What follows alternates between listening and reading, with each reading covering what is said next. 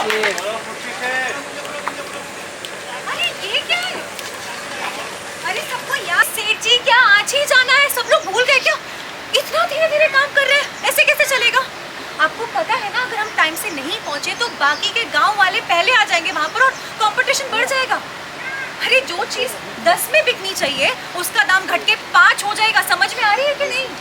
अरे काम कर तो रहे हैं। दिख रहा है कि कितना काम कर रही हैं और कितना आराम कर रही हैं आप।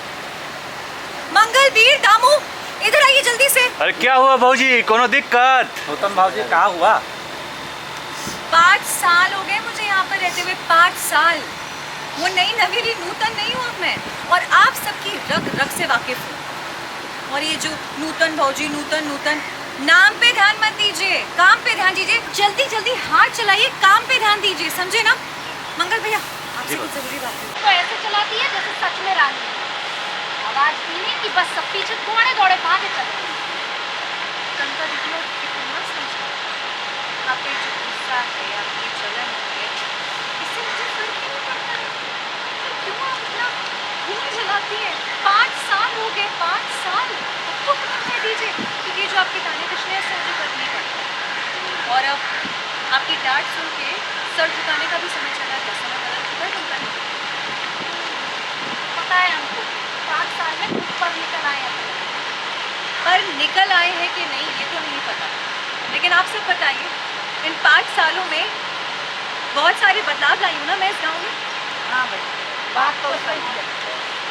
हमको पहले पढ़ने लिखने कहाँ आता, अब हम पढ़ने लिखने लगे हैं। अंगूठा की जगह फुर्ती से साइन मारते हैं। और हम सब औरतें मर्द के साथ, और हम सब औरतें मर्द के साथ और नहीं तो कब भूल गए, आसमान जब घर आता था तो सारी लड़की लोग छुपके अपने घर में बैठती थी, और अब सारी लड़की लोग घर से बाहर निकलती है, खुले आसमान को देख के हाथ लगाती है। और कहती कहाँ है पता है? ये नूतन जरा नाच के दिखा। और नूतन का अगर मूड अच्छा हो तो हमें नाच के भी दिखाती है। 5 सालों में कितना कुछ बदल गया है। पहले हम लोग सत्तू खाते थे, और अब तो नूतन के साथ चाउमीन का भी साथ चख लिए हैं। अरे वीर भैया इसलिए बुलाया था क्योंकि आप इन सबको समझाइए ना। अरे देखिए, अगर हम धीरे धीरे काम करेंगे तो लेट पहुँचेंगे, और अगर जल्दी सबसे पहले पहुँच गए ना तो माल भी ताज़ा रहेगा और हमें दाम भी अच्छे मिलेंगे। क्या है ना, आप सब तो जानते हैं सेठ जी कैसे एक नंबर के कंजूसा, उनके अपनी भी लाइन लगी रहती है ना, सब उनके पास ही माल बेचने के लिए आते हैं।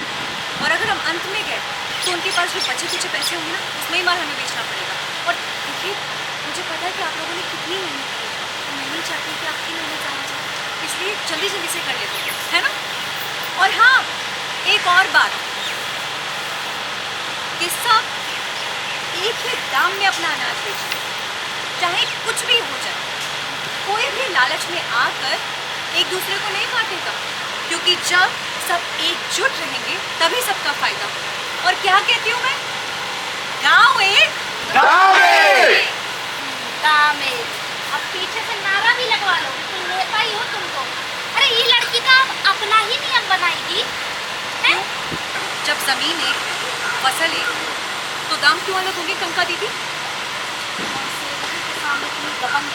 सोच रही है ना, उन्हीं की वजह से आज हम लोग जिंदा हैं। नहीं, अपने खुद की वजह से जिंदा है, अपनी मेहनत, अपनी लगन, इसकी वजह से जिंदा है, ना कि किसी सेठ जी की वजह से। अरे जिस दिन अपनी अहमियत समझ लेंगी ना, अपने काम की, अपने दाम की, और दिल से मान लेंगी, तब खुद की भी इज्जत करना शुरू